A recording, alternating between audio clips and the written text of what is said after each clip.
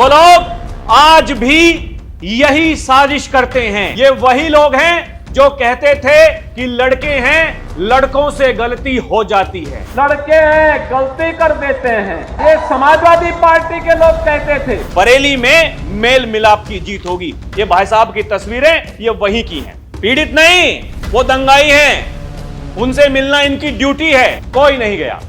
इन लोगों में इतनी ही हिम्मत है दर्शकों। नाक नहीं रगड़ती बल्कि दंगाइयों को नाक रगड़वा करके पर्व और त्योहार के उत्साह को सुरक्षा और सम्मान के साथ आगे बढ़ाने का काम करती है। 2017 से पहले माफियाओं के, अपराधियों के, दंगाइयों के सामने नाक रगड़ते थे। इन्हें समाज से कोई लेना देना नहीं है। इनका परिवार डेवलपमेंट अथॉरिटी। हमें जातिवादी मानसिकता के लोगों के चक्कर में नहीं पड़ना है।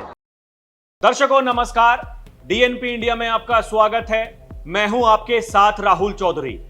बटे थे तो देश गुलाम बना था, बटे थे तो पाकिस्तान और बांग्लादेश बने थे। पहले मुगलों ने लूटा, फिर अंग्रेजों ने तबाह किया, और जो कुछ बचा रह गया था, कांग्रेस और समाजवादी पार्टी ने तबाही का नया मंजर पैदा करके प्रदेशवासियों और देशवासियों के सामने पहचान का संकट खड़ा कर दिया था। वो कौन लोग हैं जो 2017 से पहले माफियाओं के, अपराधियों के, दंगाइयों के सामने नाक रगड़ते थे? वो कौन लोग हैं जो 2017 से पहले त्योहारों पर ग्रहण लगाने की कोशिश करते थे? वो लोग आज भी यही साजिश करते हैं, यही कोशिश करते हैं, लेकिन आज डबल इंजन सरकार है। ऐसी कोशिश करने वाले जो असामाजिक तत्व हैं, उनसे ही नाक रगड़वाई जाती है। यह कहना है उत्तर प्रदेश के मुख्यमंत्री योगी आदित्यनाथ का। दर्शकों, योगी आदित्यनाथ ये कह रहे हैं, ये बांटने वाली ताकतें, इनसे हमें सावधान होना पड़ेगा। दर्शकों, योगी आदित्यनाथ ये कह रहे हैं कि ये लोग जो अपराधियों को, दंगाइयों को, माफियाओं को मुख्यमंत्री आवास पर बुलाकर के उनकी आवभगत करते थे, उन्हें सम्मानित करते थे, लेकिन ये डबल इंजन सरकार उन अपराधियों, उन माफियाओं, उन दंगाइयों की छाती पर चढ़कर बुलडोजर चलाने के लिए तत्पर है। दर्शकों, योगी आदित्यनाथ ये कह रहे हैं, ये वही लोग हैं जो कहते थे कि लड़के हैं, लड़कों से गलती हो जाती है, लेकिन आज अगर कोई बहन बेटियों की सुरक्षा में सेंध लगाने की कोशिश करता है तो अगले चौराहे पर बाबा का यमराज उसका इंतजार कर रहा होता है। दर्शकों, योगी आदित्यनाथ ये कहते हैं, ये वही लोग हैं जिन्हें शांति अच्छी नहीं लगती। ये वही लोग हैं जो 2017 से पहले कैसे वसूली करने के लिए चाचा भतीजा निकल पड़ते थे, और जो वसूली करके पैसा लाते थे कैसे उसकी बंदर बांट हुआ करती थी। दर्शकों, योगी आदित्यनाथ ये कह रहे हैं, आज अगर किसी गरीब का, दलित का, वंचित का, कमजोर का, किसी बेटी का, किसी व्यापारी का, किसी के द्वारा शोषण होगा, उसके साथ अत्याचार होगा, उसके बाद ऐसी जोरदार कार्रवाई होगी कि आने वाली पीढ़ियां भी उनकी याद करेंगी। सुनिए बाबा क्या कह रहे हैं। मैं इस बात के लिए आपको आश्वस्त करता हूं कि अगर किसी गरीब का, किसी दलित का, किसी वंचित का, किसी कमजोर का, किसी बेटी का, किसी व्यापारी का, किसी अन्नदाता किसान का किसी के द्वारा शोषण होगा, उसके साथ अत्याचार होगा, तो फिर उसके बाद की कार्रवाई तो फिर आप देखेंगे कि हम लोग इतनी जोरदार कार्रवाई करेंगे, कई कई पीढ़ियां उसकी याद करें। दर्शकों, योगी आदित्यनाथ ये कह रहे हैं कि आज इनके पास में कोई मुद्दा नहीं है, ये मुद्दा विहीन हो चुके हैं, इसीलिए सत्ता में आने के लिए तड़प रहे हैं, और वही काम जो ये पहले किया करते थे, जातीय संघर्ष करवाकर सत्ता में आया करते थे, और फिर केवल अपने परिवार के बारे में सोचते थे। इन्हें समाज से कोई लेना देना नहीं है। इनका परिवार डेवलपमेंट अथॉरिटी, जिसमें मैं खाऊं, मैं पीऊं, मैं रहूं, बाकी सब भूखे मरे, ये लोग आज भी वही प्रयास कर रहे हैं। इनसे सावधान होना पड़ेगा। दर्शकों, योगी आदित्यनाथ ये कहते हैं कि अपना इतिहास याद कीजिए, बटे थे तो कटे थे। योगी ये कह रहे हैं, मैं बार बार ये कहता हूं कि बटोगे तो कटोगे, एक रहोगे तो नेक रहोगे, सेफ रहोगे। सुनिए बाबा ने एक बार फिर से क्या कहा है। मैं बार बार कहता हूं कि बटेंगे तो एक रहेंगे तो फिर हमें जातिवादी मानसिकता के लोगों के चक्कर में नहीं पड़ना है। दर्शकों, योगी आदित्यनाथ ऐसा क्यों कह रहे हैं? 2017 से पहले ये दंगाइयों को बुलाकर, माफियाओं को बुलाकर मुख्यमंत्री आवास में उनकी आवभगत करते थे। ये लोग उन्हें सम्मानित करते थे। इन लोगों ने एक जनपद एक माफिया दिया।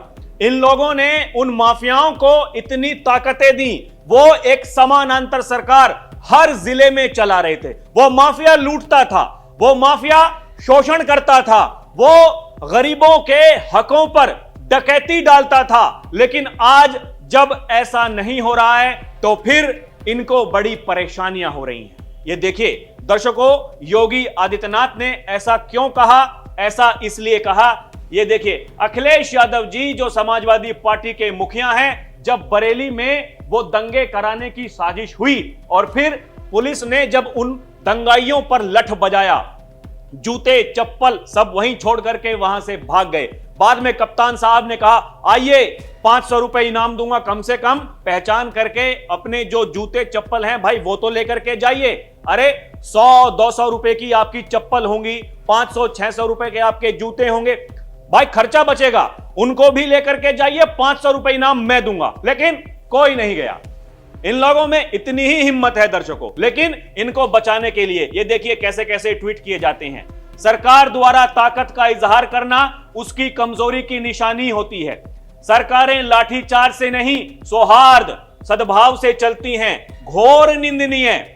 ये देखिए, ये बीते दिन एक और ट्वीट किया गया है दर्शकों।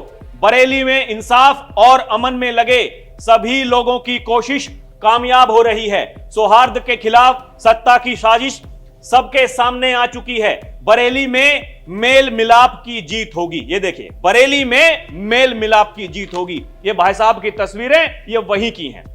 उससे पहले क्या कुछ प्रयास नहीं किए गए? कैसे वो समाजवादी पार्टी का जो प्रतिनिधि मंडल है वो वहां पर भेजा गया, भेजने की कोशिश हुई थी, लेकिन बाबा का यमराज चौराहे पर मिलता है। बाबा के यमराज ने रोक लिया। फिर कहा गया, देखिए इस देश में खासकर उत्तर प्रदेश में अघोषित आपातकाल लग गया है। यानी दंगाइयों को अगर उन्हीं की भाषा में सबक सिखाते हो आप तो फिर ये अघोषित आपातकाल है। इसीलिए तो बाबा कहते हैं ये बीजेपी की डबल इंजन सरकार है। दंगाइयों से नाक रगड़वाकर पर्व और त्योहार के उत्साह को सुरक्षा और सम्मान के साथ आगे बढ़ाने का काम करती है। सुनिए बाबा क्या कह रहे हैं। वे भूल गए सरकार बदल चुकी है, भाजपा की डबल इंजन की सरकार है।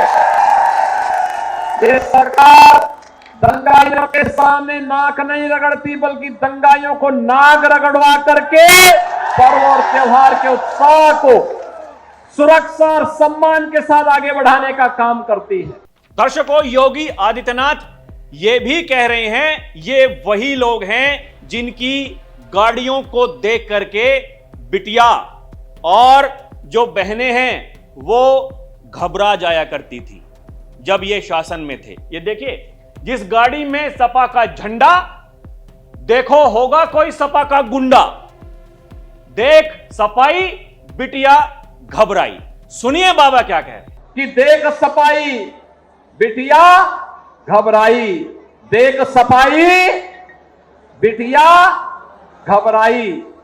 ये बात उस समय भी चलती थी और लोग ये भी कहते थे जिस गाड़ी में सपा का झंडा, देखो होगा कोई सपा का गुंडा। दर्शकों, ये देखिए, जब इनको बरेली जाने से रोका गया, इनके नेताओं को, इन्होंने क्या कहा? अखिलेश यादव जी, समाजवादी पार्टी के मुखिया, बरेली जा रहे पार्टी के प्रतिनिधि मंडल को सरकार के इशारे पर पुलिस द्वारा रोका जाना अत्यंत निंदनीय है। भाजपा सरकार अपनी नाकामी छिपाने के लिए तानाशाही कर रही है। सरकार अपने तानाशाही रवैये से संविधान की मूल भावना पर प्रहार कर रही है।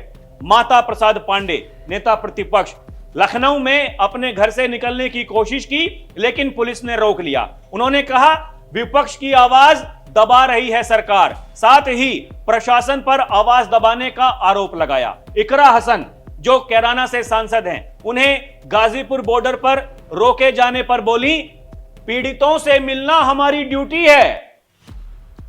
पीड़ित नहीं, वो दंगाई हैं, उनसे मिलना इनकी ड्यूटी है। ये देखिए, हरेंद्र मलिक, सांसद मुजफ्फरनगर, गाजीपुर बॉर्डर पर रोक के बाद कहा, जब भी हम कहीं जाते हैं पुलिस हमें रोक देती है। अरे भाई साहब, चुनाव प्रचार होते हैं तो कहां कहां नहीं जाते हैं आप? कौन रोकता है आपको? आपकी पार्टी के द्वारा आपको जो जिम्मेदारियां दी जाती हैं उनका पालन करते हुए आप कहीं जाते हैं, कौन रोकता है आपको? संसद चलती है, आप आते हैं ना मुजफ्फरनगर से दिल्ली, खत्म हो जाती है, जाते हैं ना दिल्ली से मुजफ्फरनगर, वहां जो लोग हैं जो आपकी लोकसभा में रहते हैं उनके पास में आप नहीं जाते हैं मिलने के लिए, आपको कौन रोकता है? लेकिन अगर माहौल खराब करने की कोशिश करोगे तो फिर बाबा का यमराज चौराहे पर रोक लेगा, ऐसा कहते हैं योगी आदित्यनाथ। ये देखिए, जो मोहिबुल्ला नदवी सांसद, रोके जाने पर कहा हमें बरेली जाने से रोका जा रहा है, ये असंवैधानिक है। अवधेश प्रसाद, सांसद अयोध्या, सरकार का यह व्यवहार लोकतंत्र की मर्यादा के विरुद्ध है। ये देखिए, ये इनकी भाषा है। अब बरेली में दंगे करने की कोशिश हुई, 2 घंटे में वहां पर सब कुछ सेट कर दिया गया। कप्तान साहब निकले घोड़े पर रात को देखने के लिए, देखते हैं भाई अगर कहीं कोई छुपा हुआ है तो उसको भी पकड़ेंगे। 2 घंटे में सब कुछ शांत, जितनी गर्मी थी सबकी डेंटिंग पेंटिंग हो गई, सब कुछ शांत कर दिया गया। लेकिन माहौल बनाने के लिए उनको पीड़ित बता रहे हैं। ये देखिए, इसीलिए योगी आदित्यनाथ ये कह रहे हैं दर्शकों, आज समाजवादी पार्टी गुंडे और अपराधियों का एक जमावड़ा मात्र बनकर रह गई है। और योगी कह रहे हैं ये वही समाजवादी पार्टी है जिसे सामाजिक न्याय के पुरोधाओं के स्मारक अच्छे नहीं लगते थे। सुनिए बाबा क्या कह रहे हैं। चिंतकों ने, मोहन सिंह जैसे समाजवादी चिंतकों ने एक ऊंचाई दी थी, आज वो समाजवादी पार्टी गुंडे और अपराधियों का एक जमावड़ा मात्र बनकर के रह गया है। ये समाजवादी पार्टी ही थी जिसे सामाजिक न्याय के पुरोधाओं के स्मारक अच्छे नहीं लगते थे।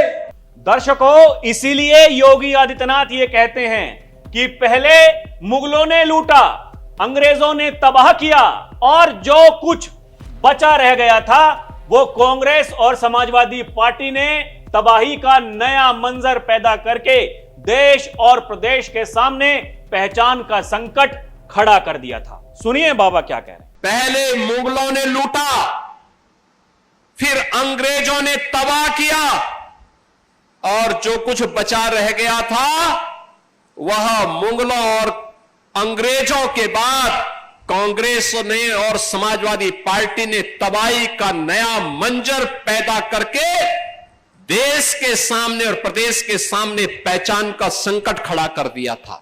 दर्शकों, पहचान का संकट, पहचान का संकट शब्द का इस्तेमाल कर रहे हैं योगी आदित्यनाथ। उसके पीछे योगी आदित्यनाथ का क्या तर्क है? वो ये कहते हैं 2017 से पहले उत्तर प्रदेश को बीमारू राज्य कहा जाता था। वो बीमारू केवल कहने के लिए बीमारू था। ये वही उत्तर प्रदेश है, वही लोग हैं, लेकिन कुछ बीमारू मानसिकता वाले लोगों के कारण उत्तर प्रदेश को बीमारू कहा जाता था। लेकिन आज उत्तर प्रदेश तरक्की कर रहा है, देश की अर्थव्यवस्था में बड़ी भूमिका निभा रहा है। वो उत्तर प्रदेश जो 2017 से पहले 8वीं बड़ी अर्थव्यवस्था था, आज दूसरी बड़ी अर्थव्यवस्था बन चुका है। योगी ये कहते हैं उत्तर प्रदेश विकसित बनेगा तो देश विकसित बनेगा, और देश को विकसित बनने से दुनिया की कोई ताकत नहीं रोक सकती है। लेकिन कुछ लोग हैं जिन्हें विकास अच्छा नहीं लगता, वो ये कहते हैं भारत कभी विकसित नहीं बन सकता। इसीलिए योगी ये कहते हैं इनके पास में कोई मुद्दा नहीं है।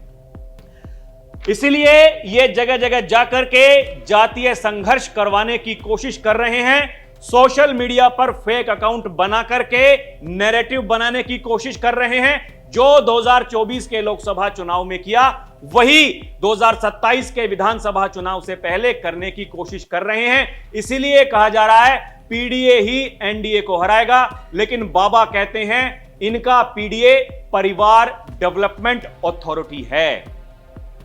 योगी ये कहते हैं बटेंगे तो कटेंगे, एक रहेंगे सेफ रहेंगे, हमें जातिवादी मानसिकता के लोगों के चक्कर में नहीं पड़ना है। सुनिए बाबा क्या कह रहे हैं। मैं बार बार कहता हूं कि बटेंगे तो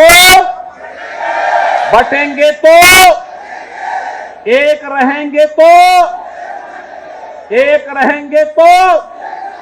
तो फिर हमें जातिवादी मानसिकता के लोगों के चक्कर में नहीं पड़ना है। दर्शकों, योगी आदित्यनाथ ये कह रहे हैं एक तरफ विकास के कार्य बहुत तेज गति से तूफान की तरह आगे बढ़ रहे हैं, कोई रोक टोक नहीं, किसी के साथ कोई भेदभाव नहीं, कोई किसी भी जाति का हो, किसी भी मजहब का हो, कोई दिक्कत नहीं। इसीलिए योगी ये कहते हैं आदरणीय प्रधानमंत्री नरेंद्र मोदी जी के यशस्वी मार्गदर्शन में डबल इंजन की सरकार अपराध और अपराधियों के प्रति जीरो टॉलरेंस की नीति के तहत कार्य कर रही है। जब अच्छी सरकार आती है तो विकास, रोजगार, सुरक्षा, स्वावलंबन का मार्ग प्रशस्त करती है। भगवान वेदव्यास की पावन स्थली जनपद जालौन के समग्र विकास को और अधिक गति प्रदान करने हेतु आज 1800 करोड़ से अधिक लागत की अनेक लोक कल्याणकारी परियोजनाओं का लोकार्पण एवं शिलान्यास किया। साथ ही विभिन्न योजनाओं के लाभार्थियों को प्रमाण पत्र और चेक भी वितरित किए गए। ये देखिए, ये तस्वीरें ये वहीं की हैं, ये तस्वीरें ये वहीं की हैं। यहीं से योगी आदित्यनाथ ने ये पीडीए पर कटाक्ष किया है और कहा है सरकार तो अपना काम कर रही है, दंगाइयों को कैसे सेट किया जाता है वो कहते हैं हमें सब कुछ पता है। वो मौलाना भूल गया था उत्तर प्रदेश में शासन किसका है, हमने याद दिला दिया। उस मौलाना पर क्या क्या कार्रवाई हो रही है दर्शकों, आप भली भांति जानते हैं, मैं भी कई बार आपको बता चुका हूं। लेकिन ऐसे दंगाइयों को बचाने के लिए ये पीडीए वाले लोग खड़े हो जाते हैं। इसलिए बाबा ये कहते हैं पहचान कीजिए कौन ये साजिश कर रहा है, क्योंकि जब जनता जनार्दन ने इनको मौका दिया, इन्होंने क्या किया? वसूली के अलावा कुछ नहीं किया। वो वसूली का पैसा कैसे उसकी बंदर बांट होती थी, झोला उठा करके निकल पड़ते थे। जो माफिया हैं उनको खुली छूट दे रखी थी। आज बाबा ये कहते हैं हमने छूट दे रखी है पुलिस प्रशासन को, यमराज को।